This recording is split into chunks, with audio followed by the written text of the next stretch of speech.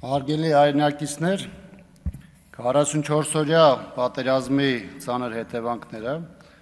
նոյեմբերի 9-ի եռակողմ հայտարարությամբ կամ Վաշինգտոնյան պայմանավորություններով չեն սահմանափակվելու։ Դրանք տասնյակներով ծանր ազդեցություն են թողնելու մեր երկրի բնականոն ընթացքի, նրա շուրջ ձևավորվող անվտանգության միջավայրի, ինքնիշխանության և տարածաշրջանում Հայաստանի տեղի և դերի վրա։ Հայաստանը կհաղթարի այս ընթացքը միայն այն դեպքում, եթե պատերազմին նախորդած բուն պատերազմի և դրան հաջորդած ժամանակահատվածի դիվանագիտական, ռազմական, քաղաքական պայմանավորվածություններն ու դրվագները մանրամասն վերլուծվեն ու հանրայնացվեն, իսկ մեղավորները պատասխանատվության ենթարկվեն։ Հասկանալի է, որ դա գործող ռեժիմի իշխանավարման ընթացքում անհնար է,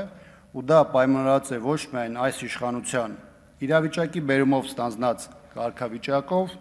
այլ նաև նրանով այս 5 տարիների իրադարձությունները ցույց են տվել, որ կառավարչի միակ նպատակը փաստերի ու իրական գործընթացների սվաղումն է ու պատերազմի ողբերգական ելքն ըստ քաղաքական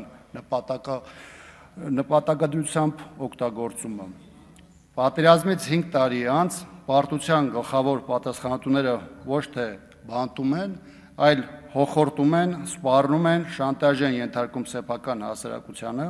և որպես օրակարգ դիտարկում ոչ թե պատերազմի հանգամանքների պարզումն ու դրանից բխող իրավական գործընթացները, այլ իշխանության երկարաձգումը։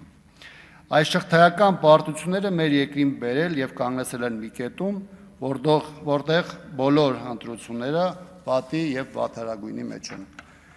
Հայաստանի իշխանությունն իրականում շարժում է կախյալ Հայաստանի կոնցեպտով, որտեղ առաջնայինը ոչ թե երկրի պետական և ազգային շահերն են, այլ նեղ կուսակցականը։ Գործող կառավարչին այլևս հետաքրքիր չէ սեփական երկրի ինքնիշխանությունը, տարածքային ամբողջականությունն ու քաղաքացիների անվտանգությունը, որովհետև դա անորոշ հեռանկարով